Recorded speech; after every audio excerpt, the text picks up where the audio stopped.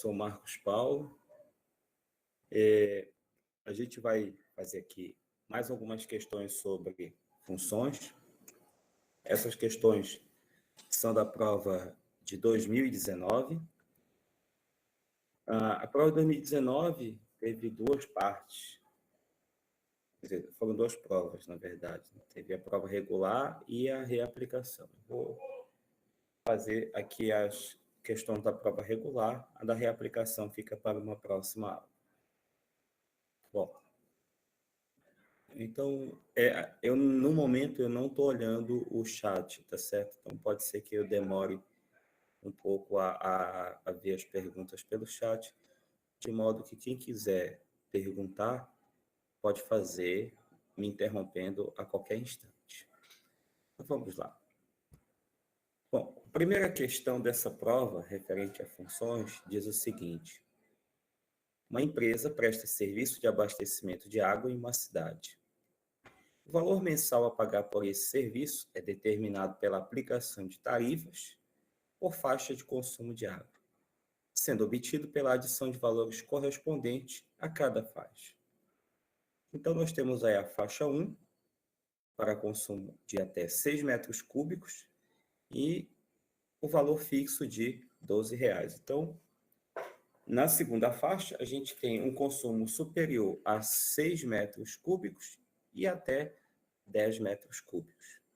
A tarifa dessa faixa de consumo é de R$ 3,00 por metro cúbico, ao que exceder os 6 metros cúbicos. E a terceira faixa é para consumo superior a 10 metros cúbicos, cuja tarifa é 6 metros cúbicos, para o que exceder os 10 metros cúbicos. Sabe-se que nessa cidade o consumo de água por Só um minutinho aí, Marcos, Pois rapidinho. não. Professora Adriana.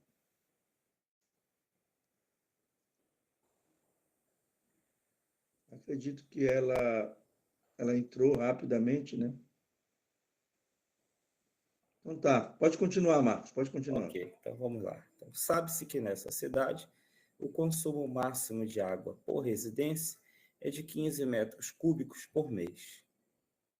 E o exercício pede para a gente assinalar qual é o gráfico que descreve o valor P em reais a ser pago por mês em função do volume de água consumido em metro cúbico. Vou passar aqui para vocês os gráficos aqui da alternativa A, alternativa B, alternativa C, alternativa D e a alternativa E. Bom, então, como a gente vai resolver esse exercício? Vamos voltar aqui para o comando da questão. É importante a gente olhar aqui, essa faixa 1, ela diz que para quem consome até 6 metros cúbicos, o valor é fixo. Então, quem está nessa primeira faixa vai pagar R$ 12,00, e não importa se consumiu 1, 2, 4 metros cúbicos. Então, até 6 metros cúbicos, você tem um valor fixo a pagar. Por isso, olha aqui, a alternativa A, a gente tem aqui ó, um segmento de reta horizontal. Isso significa dizer que quem consome até 3 metros cúbicos aqui, ele paga um valor constante. Então, a alternativa A é uma das candidatas. Olhando para as outras, olha, a alternativa B também tem aqui um segmento de reta paralela ao eixo das abscissas. Isso quer dizer que daqui do zero até esse elemento aqui, você pode até ver aqui, ó, 2, 4, 6, 8, 10, 12, 14, 15. Então, até 6, ó, até essa terceira linha pontilhada, você tem o consumo de 6 metros cúbicos. Então, como o valor a pagar é fixo, você tem que ter entre 0 e 6 um segmento de reta paralela ao eixo das abscissas. Nós já vimos que o item, a alternativa A tem esse segmento, a alternativa B também tem, a alternativa C também tem, a alternativa D também tem, e a alternativa E também. Aliás, olha, a alternativa E não tem. Ó. De 0 a 6, aqui o segmento ele é ascendente da esquerda para a direita. Então, isso quer dizer que, pela alternativa E, quem paga de 0 até 6, ela não, quer dizer, quem consome de 0 até 6, ela não tem um pagamento de um valor fixo. Então, a alternativa E está descartada por enquanto. Agora a gente precisa tirar dúvida entre as outras 4. Para isso, vamos voltar lá para o comando da questão. Para consumo superior a 6 metros cúbicos e até 10 metros cúbicos, a tarifa é de R$ por metro cúbico, que é exceder aos 6. Então, isso quer dizer que, nesse caso, quando você passa para a faixa 2, o seu pagamento ele depende do consumo. Então, quanto mais você consome, mais você paga. Então, nesse caso, o gráfico da função, pelo menos entre 6 e 10, ele tem que assumir um sentido ascendente. E a mesma coisa aqui, para a faixa 3, para consumo superior a 10 metros cúbicos, você paga R$ 6 por metro cúbico. Então, quanto mais você consome, mesmo tendo passado de 10, mais você vai pagar. Graficamente, isso quer dizer que você vai ter uma linha ascendente da esquerda para a direita também, a partir dos 10 metros cúbicos. Então, nós temos valor constante para a faixa 1, de 0 a 6, e na faixa 2, na faixa 3, o gráfico tem que assumir um sentido ascendente. Agora, observe também que a tarifa da faixa 2 é 3 metros por segundo, contra 6 da faixa 3. Então, aqui nós temos crescimentos diferentes, tá? Tanto para a faixa 2 quanto para a faixa 3, quanto mais você consome, mais você paga. Só que a forma como você paga a mais é diferente. Na faixa 2, você vai pagando de 3 em 3. Na faixa 6, você vai pagando... Desculpa, na faixa 2, você paga de 3 em 3 por metro cúbico. E na faixa 3, você paga de 6 em 6 por metro cúbico. Então, o crescimento aí é diferente, tá? Quando chegar no 10 metros cúbicos, o segmento de reta vai ter uma direção diferente da que teve no intervalo de 6 até 10. Então, vamos voltar para as alternativas. Já sabemos que a letra E está descartada. Olha aqui. De 6, aí 6, né? 8, 10. Então, ó, de 6 até 10, nós temos um sentido ascendente. Só que daqui de 10 até 15, esse mesmo crescimento ele é modificado, justamente aquilo que eu falei. Quando você passa da faixa 2 para a faixa 3, então, nesse caso, você tem aí uma taxa de variação diferente. Então, a alternativa A ainda está no páreo. A alternativa B, ela está me dando aqui, olha só, também você pode dizer que ela estaria até no páreo, mas o problema aqui é o seguinte: esse crescimento aqui, ó, do 6 até o 10, ele é maior que o crescimento do 10 até o 15. Tá? A direção que a reta assume aqui de 6 até 10, ela tem que ser, teoricamente, esse de 12 até 15, e ter que estar mais para cima. Então, a alternativa B está descartada.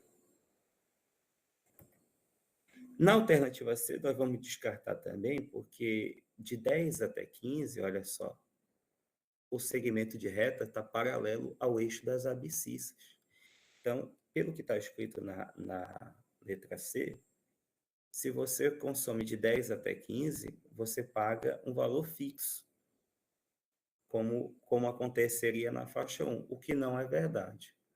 Por isso, a alternativa C está descartada.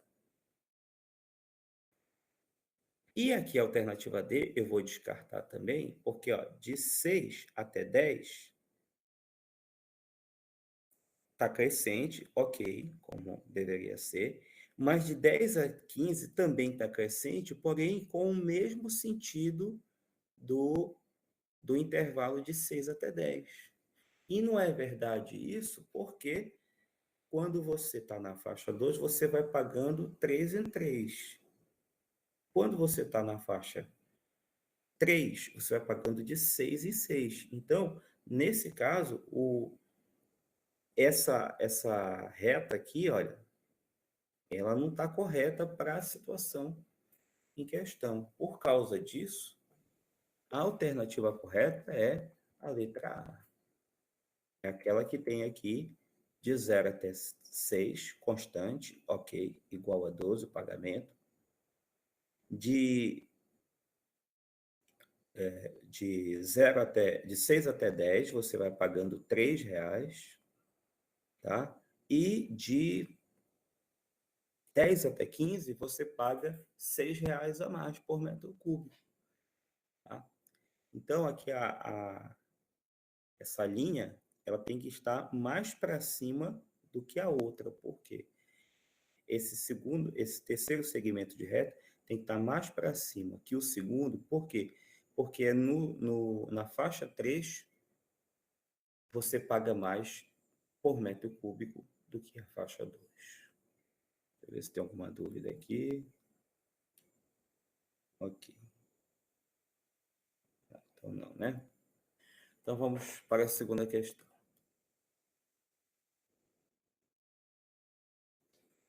Os exercícios físicos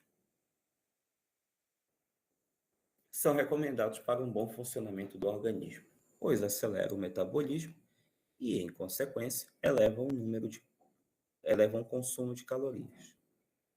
No gráfico estão registrados os valores calóricos em quilocalorias, gastos em 5 diferentes atividades físicas em função do tempo dedicado às atividades, contado em minuto. Então, por exemplo, pela figura, olha, a atividade 1, ela consome 20 quilocalorias se você executar em 10 minutos. A atividade 2 consome 100 calorias quando você executa em 15 minutos, e assim por diante, até a atividade 5, que consome 80 quilocalorias quando é executada em 30 minutos. E nós temos que verificar qual dessas atividades físicas proporciona o maior consumo de calorias, né? Bom, você poderia pensar que seria a atividade 3, porque consome 120 calorias. Enquanto que a 2 e a 4 consomem 100, a atividade 5 consome 8 e a atividade 1 consome 20.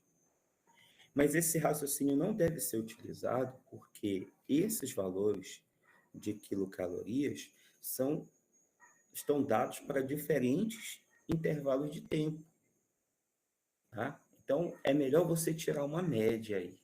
A melhor forma de você decidir é tirando a média. Então, nós vamos pegar em cada atividade o número de calorias pelo tempo de execução.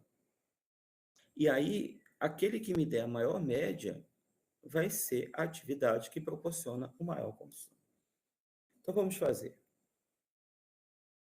A atividade 1 consome 20 quilocalorias em 10 minutos, então eu tenho uma média de 2 calorias por minuto. A atividade 2 consome 100 calorias em 15 minutos, o que dá uma média de aproximadamente 6,6. A atividade 3 consome 120 calorias em 20 minutos, o que dá uma média de 6 quilocalorias por minuto. Aí eu vou para a atividade 4, divido 100 por 25, que dá 4. E a atividade 5, que dá 80 quilocalorias, para cada 30 minutos. Temos, então, 2,6 aproximadamente. Comparando esses resultados, só podemos concluir que a alternativa correta é a letra B.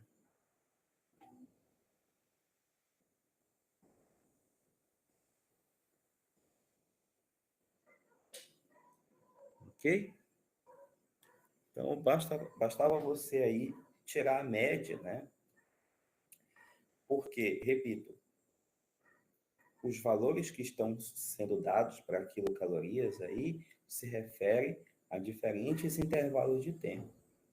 Então, eu não posso dizer que a atividade que eu consumi mais calorias foi a terceira com 120. Não, porque cada um tem... Esses 120 aí foram ao longo de 20 minutos. Então, preciso levar em conta esse fato.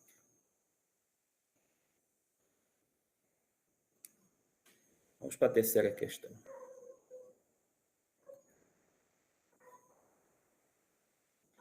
O Serviço de Meteorologia de uma cidade emite relatórios diários com a previsão de tempo. De posse dessas informações, a Prefeitura emite 3 tipos de alertas para a população. O alerta cinza deverá ser emitido sempre que a previsão do tempo estimar que a temperatura será inferior a 10 graus Celsius e a umidade relativa do ar for inferior a 40%.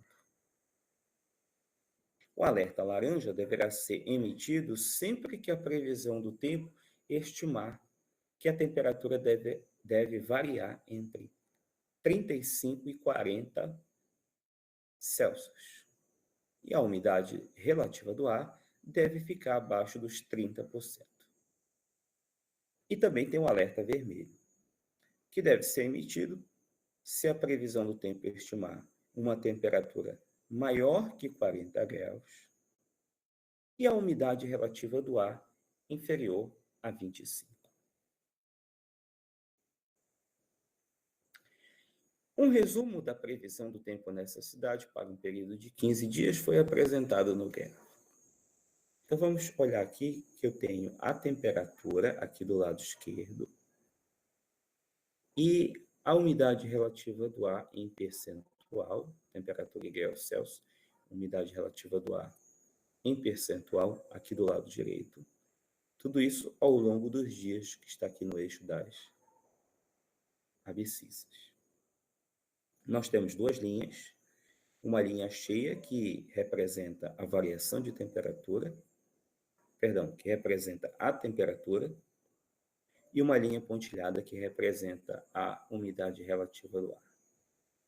Observe aqui, por exemplo, observe também que os dias aqui apresentados no gráfico estão de par em par, né? 2, 4, 6, 8. Então, por exemplo, vamos olhar aqui, esses 2 pontos aqui que estão na mesma direção, eles estão entre 2 e 4, então os dados relativos ao terceiro dia. Nele, por exemplo, aqui a temperatura, veja que aqui é a linha cheia, então a temperatura foi de 10 graus Celsius. Meu sonho que fizesse 10 graus Celsius aqui na nossa cidade. Já a umidade relativa do ar, ela está um pouco acima de 20, tá? Então, aqui é um exemplo que eu dei para você da leitura do gráfico. Vamos ver um outro exemplo aqui. Ó. No 10º dia, que o 10, então vamos subir aqui. A temperatura ficou um pouco acima dos 30, tá? Por que é acima dos 30? Porque essa linha pontilhada aqui está entre 20 e 40. O pontinho está acima dessa pontilhada. Então, a temperatura ficou aí em 30 e pouquinho. E a umidade relativa do ar, esse aqui é o dado relativo à umidade, esse ponto aqui representa a umidade relativa do ar do 10º dia, ele está um pouco acima do nível dos 40, então a umidade foi um pouquinho maior que 40%. Tá? Aí 2 exemplos de como interpretar os dados desta imagem. Agora vamos continuar com a leitura da questão. Decorridos os 15 dias da validade desse relatório, um funcionário percebeu que no período a que se refere ao gráfico foram emitidos os seguintes alertas. O dia 1 foi alerta cinza, o dia 2 foi o alerta laranja, e o dia 12 foi laranja, e o dia 13 foi um alerta vermelho. Nós temos que descobrir quais foram os dias em que os alertas foram dados corretamente. Pode ter tido um ou mais, não sei, vamos ver. Então, aqui eu coloquei a temperatura, né? O gráfico novamente. Nós vamos avaliar o dia 1. No primeiro dia, observe aqui, ó, o dia 1, a temperatura ficou entre 0 e 10 graus Celsius, tá? E a umidade relativa do ar, que está aqui em cima, ficou entre 30 e 40, tá? Estou chamando de T a temperatura e estou chamando de U a umidade relativa do ar. Então, nesse caso, a temperatura ficou de 0 a 10 e a umidade ficou entre 30 e 40, tá? Nesse dia foi disparado o alerta cinza. Vamos ver, vamos relembrar qual é a característica do alerta cinza. Vou voltar aqui. O alerta cinza deve ser emitido sempre que a temperatura for abaixo de 10 e a umidade for abaixo de 40. Então, voltando para lá, a temperatura estava abaixo de 10 e a umidade estava abaixo de 40. Em particular, ela estava entre 30 e 40, mas, de qualquer forma, está correto. Então, nesse primeiro dia, o alerta cinza foi emitido corretamente. Vamos ver agora com relação ao 12º dia. No 12º dia, foi emitido o alerta laranja e nele a temperatura que estava em 20 graus Celsius, eu estaria até feliz se fizesse 20 graus Celsius por aqui. E a umidade relativa do ar está aqui em cima. Ela foi de 40%. Tá? Então, vamos relembrar quando que o alerta laranja deve ser emitido. Professor, Oi? o senhor falou ao contrário. A umidade relativa é o pontilhado. É verdade, é verdade. Então, aqui eu escrevi errado, né? Tá certo, eu escrevi errado. Perdão, eu cometi um erro de digitação aqui, olha. A temperatura foi de 40 e a umidade foi de 20. Ah, tá. Eu não tinha observado isso. Então, temperatura foi, repetindo, a temperatura foi 40 e a umidade foi 20. Está ao contrário aí, peço desculpas. Mas vamos ver lá quais são as condições para a emissão do alerta laranja.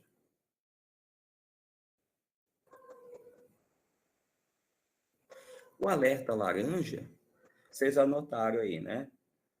Se vocês não anotaram, eu anotei aqui, eu vou lembrar para você. Foi 40 de temperatura e 20 de umidade relativa do ar.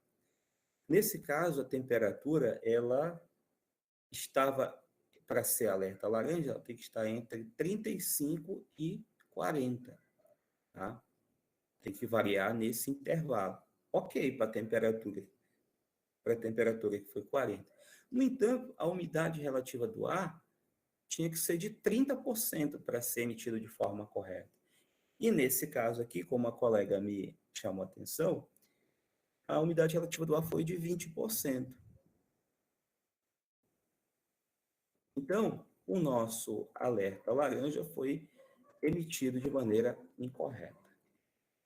Tá? Agora resta a gente ver aqui o 13º dia. No 13º dia,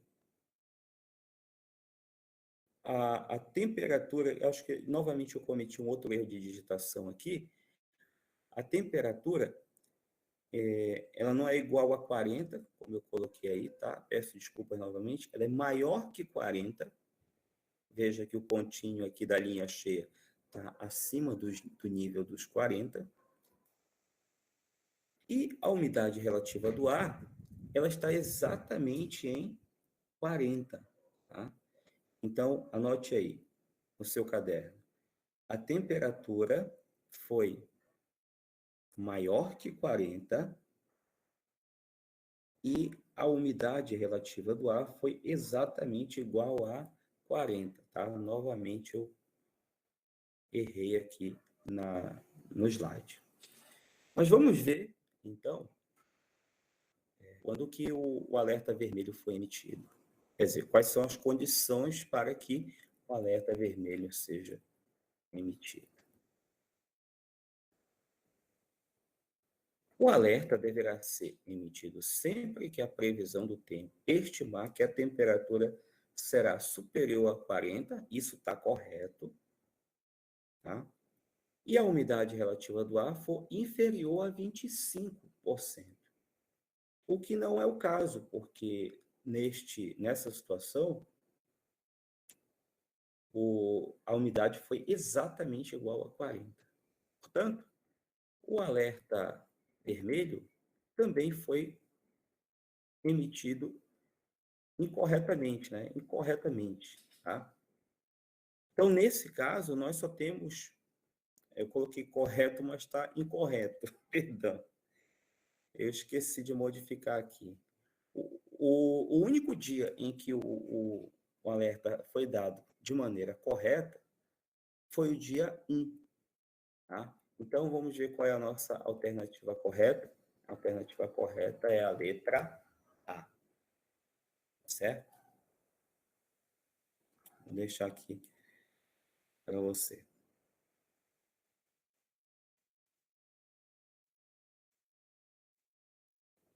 Se alguém fez alguma pergunta aqui. Não, ninguém fez pergunta. Pelo menos para mim, não. E Marcos? Pois não. Queria saber só se o apoio de matemático, o André, está presente aí, está na sala. Sim, professor, ok. André, qualquer coisa aí, tu podes, lendo aí o chat, para saber se tem alguma pergunta aí para o Marcos. Tá bom? Boa ideia, boa ideia. Sim, ok, tranquilo. Obrigado, André. Beleza, André. Bom, a nossa quarta questão, Charles Richter e Beno Gutenberg desenvolveram a escala Richter, que mede a magnitude de um terremoto. Essa escala pode variar de 0 a 10, de valores maiores. O quadro mostra a escala de magnitude local, MS, de um terremoto que é utilizada para descrever. Então, por exemplo, aqui, um terremoto pequeno é quando a magnitude local está de 0 até 3,9. Ligeiro, quando está de 4 a 9. Moderado, quando o MS varia de 5 a 5,9. Perdão.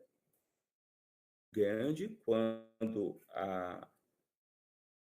de 6 a 9,9. E ele é considerado extremo toda vez que a magnitude for 10 ou mais. Para se calcular a magnitude local, fórmula m/30 mais logaritmo de a vezes f. Observe que esse logaritmo aí é decimal, que é a base, o número entre o log e o AF, que é a base. Quando isso acontece, subentende-se que é 10. Sendo que o A representa a amplitude máxima da onda registrada por um sismógrafo em micrômetro, que é o μm, e F representa a frequência da onda em Hertz. Ocorreu um terremoto com amplitude máxima de 2.000 micrômetros e frequência de 0,2 Hz. Utilize 0,3 como aproximação para log de 2. E, com esses dados, nós temos que caracterizar o terremoto, né? Conforme essa tabelinha aqui do slide anterior. Ok. Então, basicamente, para a gente resolver este exercício, a gente vai precisar da fórmula que está aqui. A gente também vai ter que observar que a amplitude máxima A é o 2.000 e a frequência F é 0,2. E também tem aqui um valor do log de 2. Então, vamos resumir aqui, ó. Amplitude 2.000, frequência 0,2 e log de 2 igual a 0,3. Aí eu coloquei a fórmula, tá? Lá no slide anterior, a fórmula estava 3,30. Mas o zero, depois da vírgula, não precisa ser colocado. Então, eu vou substituir os dados do problema. Então, coloco aí o A como sendo 2.000 e o F como sendo 0,2. E aí eu faço a multiplicação de 2.000 vezes 0,2. Como eu tenho aqui uma casa decimal, depois da vírgula, para eu eliminar essa vírgula, eu posso cortar um zero. Aí ficaria 200 multiplicado por 2, o que dá 400. Então, 3,3 mais log de 400. Agora, esse log de 400, ele precisa ser decomposto, né? Você não vai ter uma calculadora na hora. Então, você tem que decompor 400 de modo que apareça produto, quociente ou potência, tá? Produto, quociente ou potência. Por quê? Porque as propriedades de logaritmo referem-se a log do produto, log do quociente e log da potência. E como a base do logaritmo aqui é 10, também é a base do logaritmo dado como aproximação, você também pode usar produto, quociente ou potência envolvendo 10 e o 2 que está aqui. Tá? Então, esse 400 aqui ele pode ser reescrito como 3,3 mais log de... Perdão, quem eu vou reescrever é só o 400. O 400 é 2 ao quadrado vezes 10 ao quadrado. 2 ao quadrado é 4. 10 vezes 2, 10 ao quadrado, perdão, é 100. E aí 4 vezes 100, 400, tá? Então, a nossa expressão ficou log de 2 elevado ao quadrado vezes 10 ao quadrado e mais o 3,3 daqui. Perfeito. Agora vamos trabalhar aqui em cima do log. Para isso, a gente vai precisar da propriedade log do produto, que está bem aqui, ó. Log do produto transforma o logaritmo em soma de logaritmos, onde cada logaritmo leva um fator do produto que estava aqui. Aí por isso que eu deixei agora como 3,3 mais log de 2 ao quadrado mais log de 10 ao quadrado, tá bom? Quebrei aqui o produto. Eu ainda não posso substituir o 2 não posso substituir o log de 2 pelo 0,3 por causa desse quadrado aqui, que também aparece na outra parcela. Aí eu vou lembrar a propriedade de logaritmo da potência. Quando o logaritmando pode ser escrito como uma potência, você pode converter esse logaritmo, de novo, quando logaritmando é uma potência, no caso, a elevado a r, esse logaritmo pode ser reescrito como o expoente r multiplicado pelo log sem expoente. Então, foi por isso que eu passei o 2 que está aqui para frente multiplicando, ficou 2 log de 2, e a mesma coisa o 2 log de 10 está aqui. Perfeito. Mano, agora perdão. Agora está só o filé. Veja só. 3,3 repete. O log de 2 é dado do problema, 0,3. E o log de 10 não foi dado no problema, mas como está na base 10, você vai trocar ele por 1, ok? Logaritmando, e a base que não está aparecendo aqui são iguais. Então, log de 10 na base 10 é 1. Essa continha aqui para a gente fazer. 3,3 mais 2 vezes 0,3 e mais 2 vezes 1. Sem dificuldade, você conclui que isso é 5,9, né? Tem gente que tem dificuldade para fazer conta com número decimal, né? É só pensar com dinheiro, gente, porque com dinheiro todo mundo sabe fazer conta, né?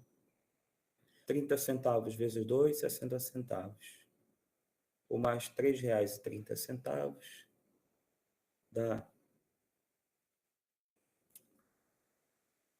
dá 4, né? Desculpa, dá R$ 3,90, com 2 aqui, R$ 5,90, pronto, acabou. Se o nosso terremoto teve magnitude local 5,9, vamos voltar aqui para a tabela.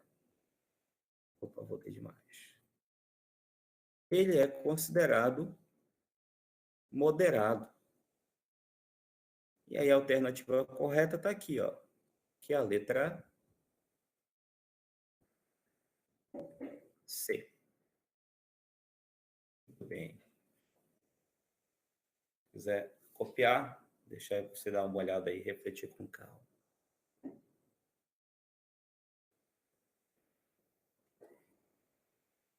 Pegou a fórmula, substituiu o A e o F. Está aqui. 2.000 vezes 2 deu 400. Aí o 400 você escreve como potências. Quer dizer, nem sempre você consegue colocar como potência. Esse exercício foi pensado para isso, né? Mas poderia ser um quociente. De qualquer forma, você tem que pensar em produto, quociente, potência, envolvendo o logaritmo dado, que foi o log de 2, e o logaritmo da base que foi dada. No caso aqui foi dado o log de 2, subentende que a base é 10, então você pode também trabalhar com o 10. Aí o próximo passo daqui aqui dessa segunda linha foi quebrar em soma, porque isso vem da propriedade log do produto.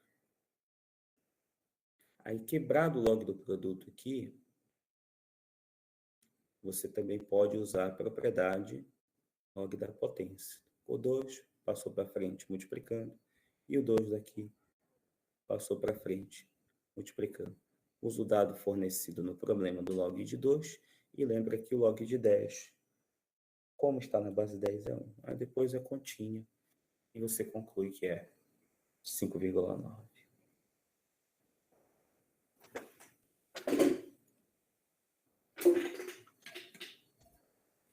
Gente, a minha cadeira é meio barulhenta, não sei se vocês estão ouvindo o som da minha cadeira aí, mas eu me estiquei agora para pegar um pouco de água.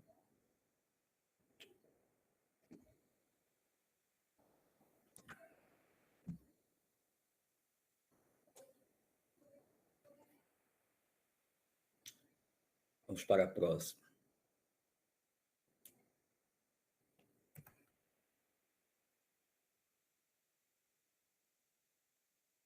Uma empresa tem diversos funcionários. Um deles é o gerente, que recebe R$ 1.000 por semana, e os outros são diaristas.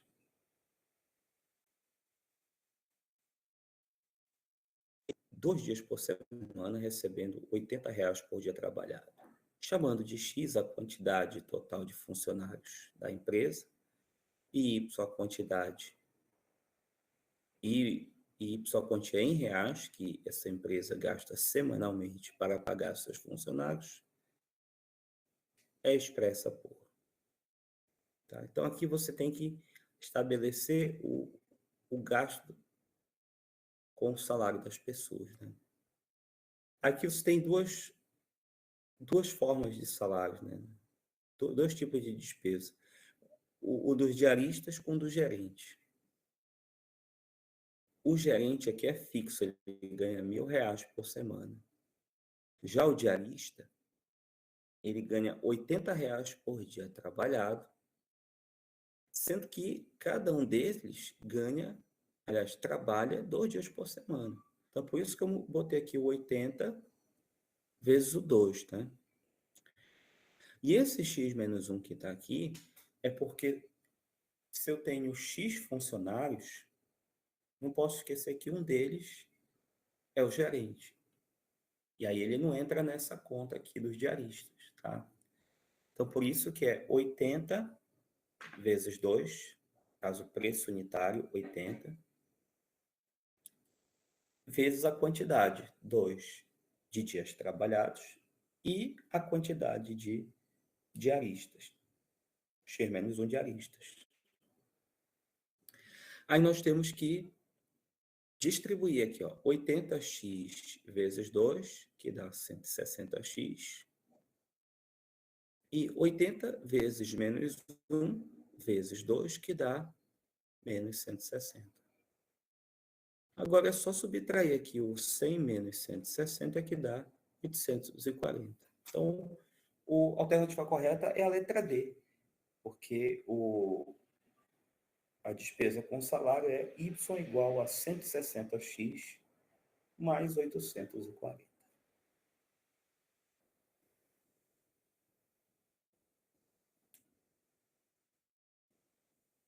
Dei uma olhada aí com calma, vamos recapitular. Tem 2 tipos de pagamentos, o dos diaristas e o do gerente. O gerente ganha 1.000, é fixo, por semana. E os diaristas, que são x menos 1 funcionários, cada um deles ganha R$ 80 2 vezes, porque eles trabalham 2 dias por semana. Então, eles ganham 2 diários. E aí eu faço aqui a expressão 80 multiplicado por x menos 1 vezes 2. Aqui distribuindo 80 vezes 2 dá 160, distribuindo dentro do parênteses, ficou 160x menos 160 e mais os 1.000, dando 160x mais 840.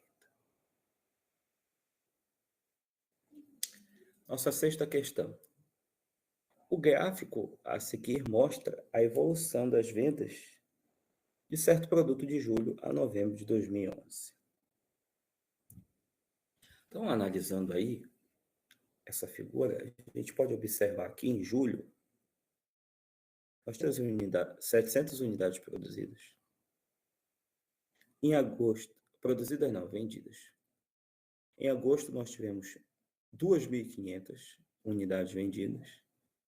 Esse mesmo número ocorreu em setembro. Já em outubro, subiu para 2.800. E em novembro, perdeu um pouquinho. Ficou em 2.700. Sabe-se que o mês de julho foi o pior momento da empresa em 2011. E que o número de unidades vendidas desse produto em dezembro de 2011 foi igual à média aritmética do número de unidades vendidas de julho a novembro do mesmo ano. Ou seja, aqueles mesmos dados lá do gráfico que nós acabamos de ler. O gerente de vendas disse em uma reunião de diretoria que, se essa redução no número de unidades vendidas de novembro para dezembro de 2011 se mantivesse constante nos meses subsequentes, as vendas só voltariam a ficar piores que julho de 2011, apenas no final de 2012. O diretor financeiro rebateu imediatamente esse argumento, mostrando que, se for mantida essa tendência, isso já aconteceria em janeiro, fevereiro, março, abril ou maio. Vamos ver. Julho foi o pior momento, né? Que aqui, ó, 700.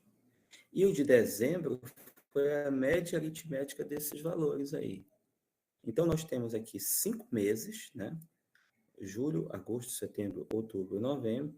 E a gente tem que tirar a média aritmética entre 700, 2.500, 2.500 de novo, porque se repetiu em setembro, 2.800 do mês de outubro, 700 do mês de novembro. Então, vamos fazer essas contas aí. Então, eu somo todos os valores lá que eu citei, divido por 5. Aí, isso aqui, essa soma dá 11.200. Quando eu divido por 5, dá 2.240. Então, esse 2.240 foi o número de unidades vendidas em dezembro. Bom, de novembro para dezembro, houve uma queda de 460 unidades. Tá? Você tinha 2.700, desconta 2.240, então você deixou de vender 460 unidades. Ok. Aí, quem foi que falou? Deixa eu ver aqui. Foi o gerente de vendas. Disse, né? Aqui, ó, no segundo parágrafo.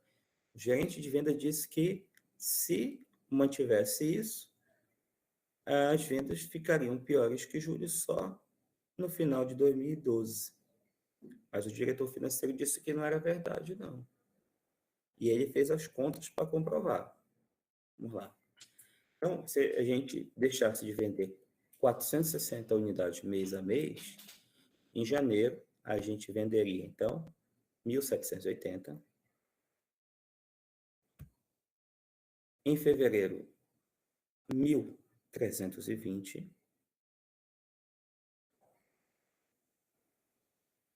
Em março, 860.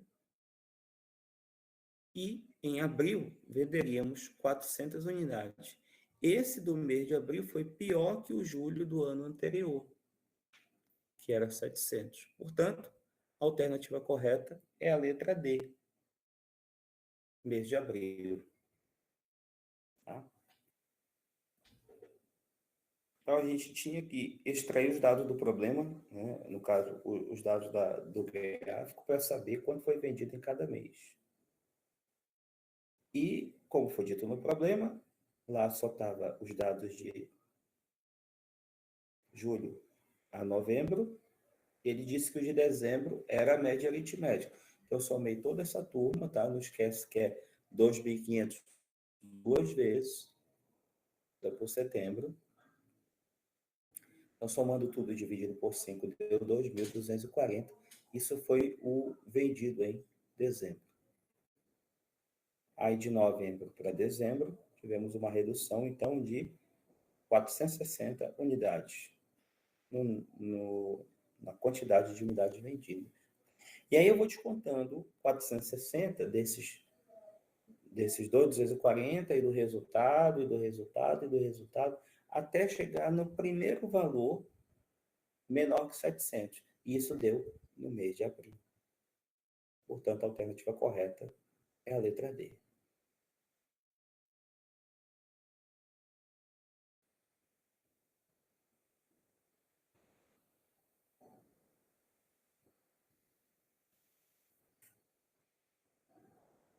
Muito bem, gente. Vamos para a próxima.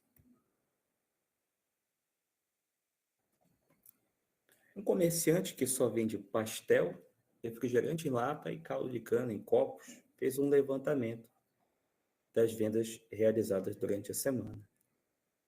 O resultado desse levantamento está apresentado no gráfico. A gente tem um gráfico aí bem bonitinho, né? Onde apresenta aí para a gente, veja só. A gente tem um polígono aqui, né? Vamos ver quantos lados tem esse polígono. 1, 2, 3, 4, 5, 6, 7. A gente tem um heptágono aqui. Na verdade, tem vários heptágonos, um dentro do outro. Que legal.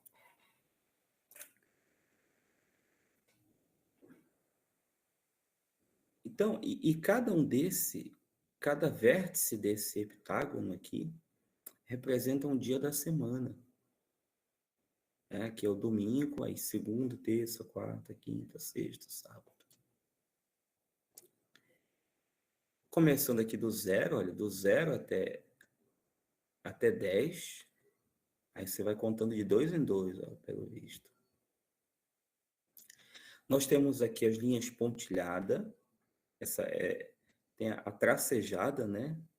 Eu vou chamar essa de tracejada, eu vou chamar de pontilhada. Essa pontilhada aí, que quando você amplia, na verdade, uns quadradinhos aqui, né? Representa a quantidade de caldo de cana que ele vendeu. Aí tem uma linha cheia cinza, que representa a quantidade de refrigerante, e uma linha cheia escura, que representa a quantidade de pastel. Vamos olhar para essa linha de pastel aqui, ó, e tentar entender o que essa imagem está tentando nos dizer. Só a linha cheia escura do pastel, tá? Então, isso quer dizer que no domingo foram vendidos, aliás, 10 pastéis. Na segunda, olha, aí eu venho aqui, ó, para a diagonal, aqui do centro até o vértice da segunda. Aí aqui a linha cheia escura, ela passa bem aqui, ó, no 2, tá? Na terça, ela já passa para cá. Bem aqui é o 4, tá? E na quarta-feira, ele também vendeu os mesmos 4 pastéis. Na quinta-feira, ó, já veio para cá. Aí tá entre duas pontilhadas aqui. A pontilhada do 6 e a pontilhada do 8. Então, na quinta-feira, ele vendeu 7 pastéis. Na sexta-feira, aqui, a gente está no nível 8, né? Ó, 8, ó. Olha, eu estou percorrendo aqui, ó. Cheguei no 8. Então, 8 pastéis vendidos na sexta-feira. No sábado, ele vendeu 10 pastéis. Porque aí a linha escura cheia já foi aqui pro lado do 10, né? Se você olhar, então, para essa linha cheia cinza, que é do refrigerante, você vai ver aqui, ó. No domingo, tá entre o 6 e o 8, então ele vendeu 7 refrigerantes. Na segunda, ficou aqui no heptágono que está marcado com o número 4. Então, vendeu 4 refrigerantes. Também vendeu 4 refrigerantes na terça. Aí aqui ele já passou, o número de refrigerantes na quarta-feira já ficou entre essas duas pontilhadas, esses dois heptágonos aqui, o do 4 e do 6, então ele vendeu 5 refrigerantes. Na quinta ele já vendeu 8, que foi a mesma quantidade de refrigerantes vendidos da sexta e do sábado. Tá? E aí você também pode fazer uma análise parecida com a do caldo de cana. Como vocês já viram, eu coloquei aqui os dados tabelados para você. Tá? eu converti aquele gráfico em tabela. Esse aqui foi o da primeira semana. Mas eu estou achando aqui uma coisa, pessoal. Eu acho que eu não coloquei a sequência da questão, né? Eu esqueci de colocar a continuação do slide. Eu vou pegar aqui rapidinho o nosso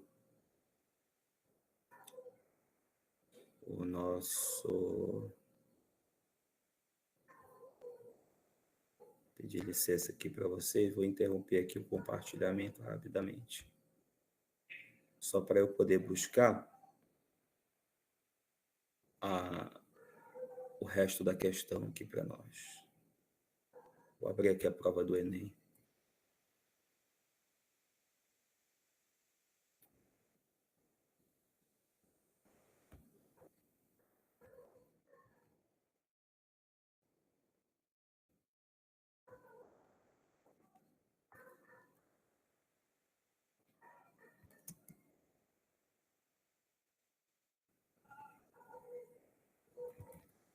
Pronto, vamos lá, novamente.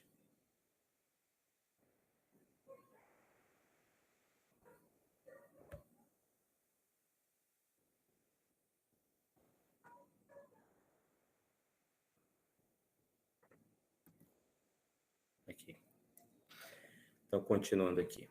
Ele estima que venderá em cada dia da próxima semana uma quantidade de refrigerante em lata igual à soma das quantidades de refrigerante em lata e caldo de cana em copos vendido no último dia da semana. Quanto aos pastéis, ele estima vender a cada dia da próxima semana uma quantidade de refrigerante em lata que prevê vender em cada dia. Já para o número de caldos de cana em copo, estima-se que as vendas diárias serão iguais às da última semana. E aí, segundo essas estimativas, a quantidade de pastéis a mais que esse comerciante deve vender na próxima semana é. Bom, então a gente tem que observar que ele vai vender uma quantidade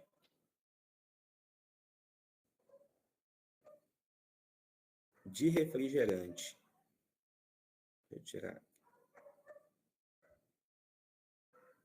Uma quantidade de refrigerante em lata igual à soma das quantidades de refrigerante em lata e caldo de cana em copos vendidos. Então, eu vou fazer essa soma aí. A tabela que eu montei aqui. Ó. Tá? Fazendo essa soma, deixa eu voltar aqui novamente. A quantidade de refri em lata é igual à soma da quantidade de refrigerante em lata e do caldo de cana em copos. Então, por causa disso, eu vou ter que fazer essas somas, e aí as somas vão me dar essa tabela que está aqui. Ó. Serão, então, por exemplo, no domingo, 4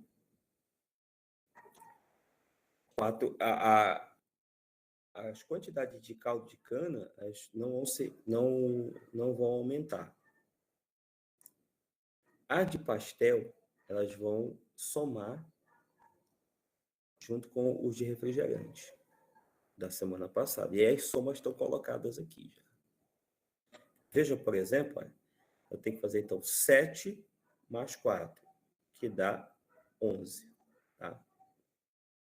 Voltando aqui. 3 mais 4, que dá 7. E aí ele fala que a quantidade de refrigerante vai ser igual também à quantidade de pastel. A gente precisa saber a diferença entre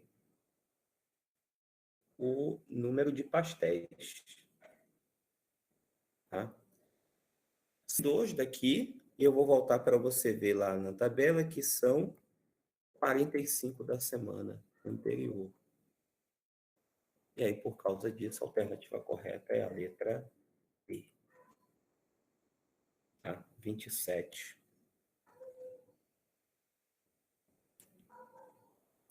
Eu não coloquei as alternativas, né, no comando da questão, mas vou mostrar para vocês aqui, ó. Que as alternativas seriam 20, 27, 44, 55 e 71. Tá? Ainda tem tempo? Não, Marcos, a gente já está já passando 2 minutos já aí. Rapaz, olha, ainda bem que... Está fazendo uma questão, uma pergunta aí. A Pergunta. sua gostou aí, né? Vou dar uma olhada aqui. Essa questão era mais análise de gráfico. É verdade. Então, na verdade, pouco antes de entrar aqui com vocês, eu percebi mesmo que essa questão não é exatamente uma questão de função, sabe? Aí, mas já está aqui, eu vou falar para eles. Eu espero que dê tempo, né? Eu acho que não vai dar tempo, eu vou falar para eles. Acabou que deu tempo, mas tem uma que ficou faltando aí, 2 questões importantes. Mas a gente pode fazer na próxima semana, gente. Tá certo, Marcos. Muito obrigado, boa noite, bons estudos para vocês.